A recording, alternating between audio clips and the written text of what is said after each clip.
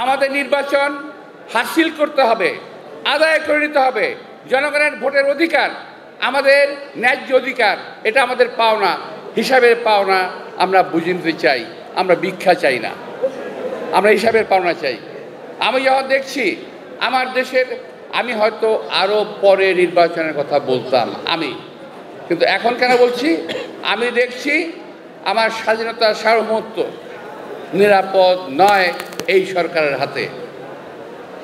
আমি আবার বলছি, এই সরকারের হাতে আমার দেশের ভৌগোলিক অখণ্ডতা নিরাপদ নয়।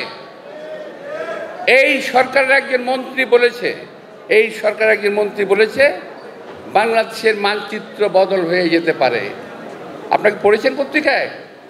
বাংলাদেশের মানচিত্র পরিবর্তন হতে পারে।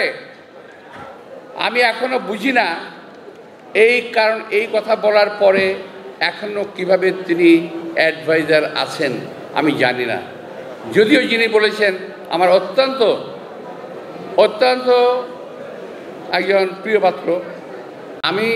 আমার কথা হলো যে যারা নাকি এই কথা ইতিপূর্বে বক্তারা বলেছেন, সদস্য সংগ্রহের ব্যাপারে আমাদের অত্যন্ত সাবধান থাকতে হবে।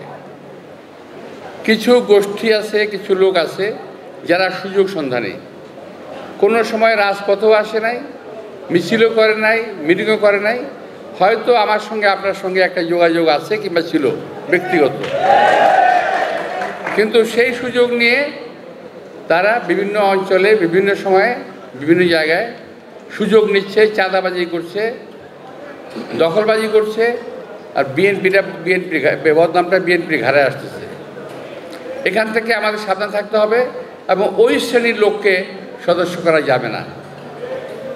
আর ছদ্মবেশী আওয়ামী লীগ তো নয়, এটাকে মাথায় রাখতে হবে যে আমাদের চাঁদাবাজি দখলবাজি অভিযোগ করা হচ্ছে।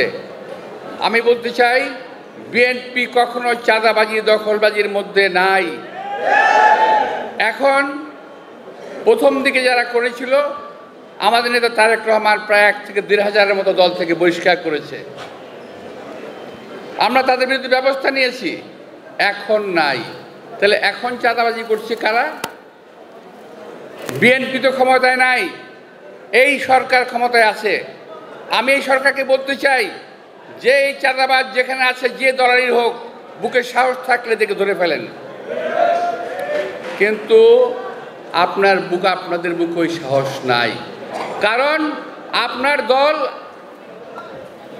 আপনার সাঙ্গপাঙ্গ যারা আছে এই সরকারের, তারাই নিজেরা এখন চাঁদাবাজি করতেছে।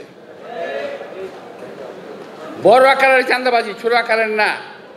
লুট, তরাজ, ব্যাংক ডাকাতি এরাই করতেছে। 90,000 কোটি টাকা গত 8 মাসে পাচার হয়ে গেছে।